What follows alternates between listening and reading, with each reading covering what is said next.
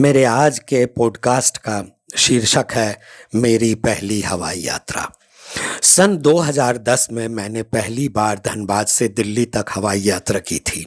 आज सुबह ही मैं अपने परिवार समेत दिल्ली से रेल द्वारा 22 घंटों की लंबी यात्रा के बाद धनबाद लौटा था। शनिवार और रविवार की छुट्टी भी लीव में न कट जाए, अतः मैं जल्दी जल्दी तैयार होके अपने कार्यस्थल दिल्ली पब्लिक स्कूल पहुंचा। विद्यालय के रिसेप्शन पर ही मुझे डाक से आया एक खत मिला। मुझे डीएवी हेतु प्रिंसिपल के साक्षात्कार के लिए दिल्ली बुलाया गया था। कुछ समय पहले मैंने आवेदन भेजा था। गिरिडीह के एक निजी विद्यालय में मैं वाइस प्रिंसिपल के पद पर पूर्व में कार्य कर चुका था, अतः अनुभव की कोई कमी नहीं थी। मैंने बेटे को दिल्ली फोन किया। वह एमिटी यूनिवर्सिटी नोएडा में इंजीनियरिंग की पढ़ाई कर रहा था। उसने प्रसन्न होकर मुझे हिम्मत जताई और कहा कि कल ही इंटरव्यू है, अतः आज शाम को मैं कोलकाता से प्लेन पकड़ूं। वह ऑनलाइन टिकट बुक कर रहा है। मैं उल्टे पांव वापस घर आया। घर में यह खबर सुनकर पत्नी और बेटी भी खुश हुए। 4,500 रुपयों में एक बोलेरो मुझे कोलकाता पहुंचाने को तैयार हो गई। यह और हवाई यात्रा का खर्च प्रिंसिपल बनने की आशा के समक्ष न्यून प्रतीत हो रहा था। 3 बजे मैं बैग लेकर सड़क पर आ गया। फोन करने पर टैक्सी ड्राइवर ने बताया कि किसी धार्मिक जुलूस के कारण वह जाम में फंसा हुआ है, शीघ्र ही पहुंच जाएगा। खैर, काफी प्रतीक्षा के बाद 3:30 बजे वह दिखा। मेरी पहली हवाई यात्रा थी। डर था कि कहीं प्लेन छूट न जाए, परंतु ड्राइवर बड़ा कुशल था।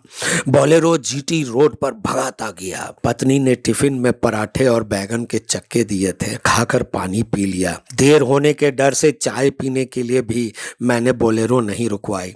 मात्र 4 घंटों में उसने मुझे हवाई अड्डे पर उतार दिया। मेरा भय व्यर्थ साबित हुआ। हवाई अड्डे पर सभी अत्यंत सौम्य एवं मदद करने को तत्पर दिखे। लंबी प्रतीक्षा के उपरांत हमें एक बड़ी सी हवाई जहाज सरीखी बस में रनवे तक ले जाया गया। वहां विशालकाय इंडिगो का हवाई जहाज खड़ा दिखा। सीढ़ी पर चढ़कर हम प्लेन में दाखिल हुए। परिचारिकाएं मेरे स्कूल की 12वीं की छात्रा सी लग रही थीं। सिनेमा में तो बॉलीवुड की हीरोइनें दिखती थीं।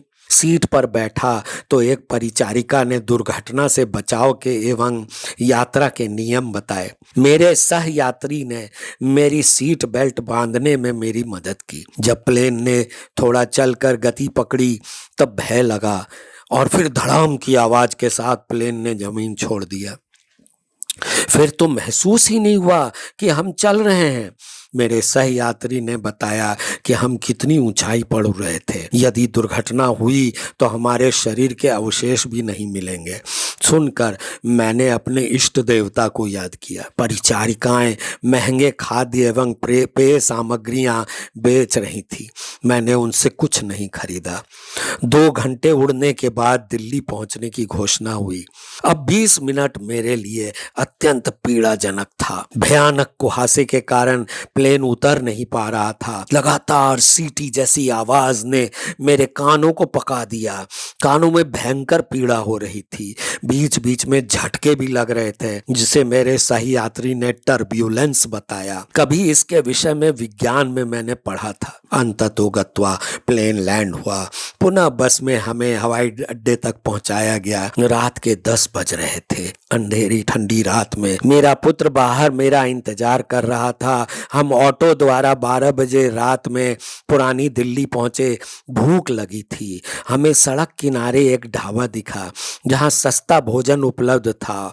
ऑटो ड्राइवर आदि वहां खा रहे थे। हमने भी रोटी और तड़का लेकर खाया और 1 दिन पहले हमारे द्वारा छोड़े गए होटल में पुनः कमरा लिया और सो गए।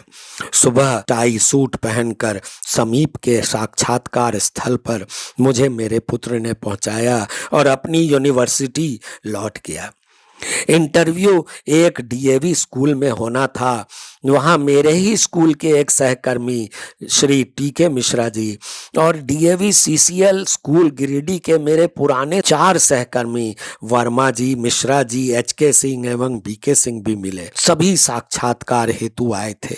कड़ी ठंड थी। हमें स्कूल द्वारा गर्म चाय और इडली खिलाई गई, परंतु इस सारे अनुभवों का अंत बड़ा दुखद रहा। मुझे वहां बुलाकर डीएवी मैनेजमेंट ने मेरे साथ भद्दा मजाक किया था। मुझसे कहा गया कि चूंकि मैं टीजीटी ग्रेड था अतः इंटरव्यू दे ही नहीं सकता।